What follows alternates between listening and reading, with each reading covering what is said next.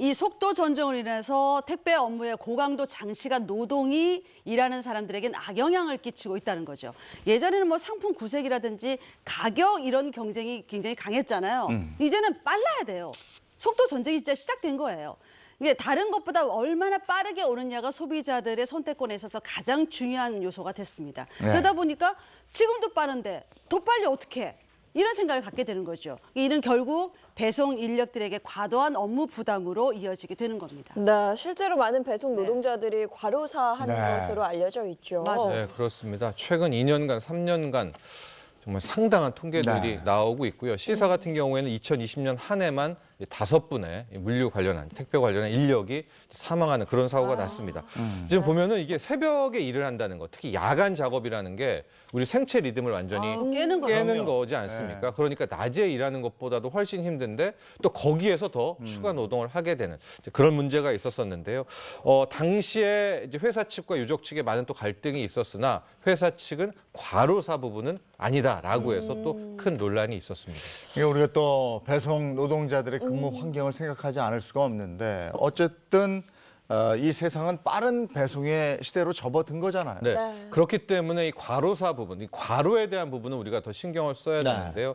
최근에 또 택배 기사분들의 파업도 있고 있었는데 이게 어떻게 되는 거냐면 회사 측 입장에서는 빠른 배송인데 상대적으로 적은 비용으로 빠른 배송을 이루고 싶잖아요. 그러니까 기존의 인력이 좀 더 일하거나 열심히 일해서 유지하고 싶어하는 이제 그런 부분들도 있고요. 그다음에 노동자 측에서도 힘들지만은 이걸 일거리가 줄어들잖아요. 시간을 또 끊으면. 그러니까 이 두 가지가 좀 양립하는. 그럼에도 불구하고 과로사는 막아야 되는 부분이어서 뭐 일의 노동 시간을 줄인다든가 업무를 줄여야 되는데 그렇게 되면 뭐 노동자 측은 소득도 줄고 회사 측은 효율성이 떨어지고 이런 좀 딜레마가 있습니다. 그럼에도 불구하고 이제는 시스템을 정해서 이제 과로에 대한 문제만큼은 철저하게 해결을 해야 되겠습니다. 네, 확실한 시스템, 뭔가 실질적인 대책이 필요하지 않나 그런 생각이 드는데요. 그런데 또 한 가지, 그 빠른 배송 체제가 소비자들에게 만족을 높여주는 것뿐만 아니라 불만도 발생을 해요. 물건을 받지 못했어요. 그래서 배송을 이렇게 조회해 보면 배송 완료라고 떠요. 그리고 기사님께 전화해 보면 그 근처 가게에 맡겨놨습니다. 뭐 아니면 좀 뭐 소화전에 넣어놨습니다. 이런 무책임한 대답이 옵니다. 이처럼 업계의 막대한 투자로 배송 시간은 단축이 됐어요. 하지만 배송 과정에 물품 파손되는 경우도 있죠. 엉뚱한 곳에 배달하는 등의 소비자들의 불만도 높아지고 있습니다. 소비자들은 빠른 배송도 좋지만 제대로 좀 배송을 해달라. 이렇게 배달을 정확하게 해줬으면 좋겠다. 이런 말들이 많이 올라오고 있습니다. 빠른 배송의 부작용까지 한번 짚어봤는데 근데 궁금한 게 있어요. 이 배송업체들이 굉장히 빠른 속도로 성장하고 있잖아요. 매출도 굉장히 늘어나고 있다고 듣고 있는데 근데 적자래요. 이건 무슨 얘기입니까? 앞서 업체들의 매출액을 말씀드리면요. 2015년 새벽 배송 서비스를 론칭한 M사의 경우에는요. 설립 이후에 연평균 300%에 달하는 성장률을 기록하고 있습니다.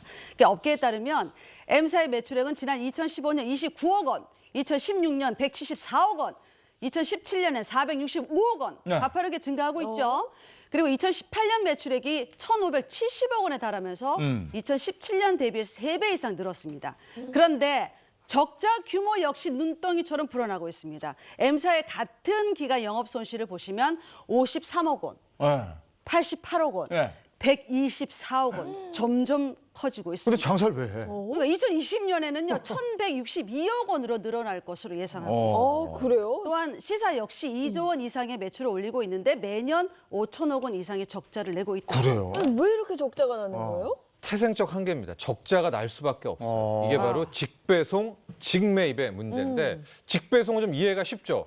이게 다른 물류를 이용하지 않고 자기들이 물류 창고 크게 짓고 자기의 배송 인력을 써야 되니까 얼마나 비효율적입니까? 그렇죠. 그다음 또 하나가 직매입이라는 건데 백화점 같은 데 보시면은 일단 물건을 사죠. 그런 다음에 안 팔리면은 다시 제조업체한테 반품을 합니다. 그런데 신선식품을 보세요. 누가 그걸 반품을 받겠습니까? 납품하는 업자가. 그러니까 이 물류 회사들이 앞서 말한 배송 회사들이 다 직매입을 해요. 근데 그 예측이라는 게 쉽지가 않잖아요. 그러니까 자칫 엄청나게 많은 양을 사들였는데 소비자들이 덜 샀다. 다 재고 처리를 해야 되니까 그게 다 손실 부담으로 되고 있는. 그리고 최근에 경쟁이 치열해져서 할인 행사, 마케팅을 또 엄청 많이 합니다. 광고 보시면은 탑 모델들이 맞아요. 다 나와 있죠. 네. 그러니까 이 직매입, 직배송 여기에 무한 경쟁이 결과적으로는 저는 무한 적자로 이어지는 네. 상황이 되고 있습니다.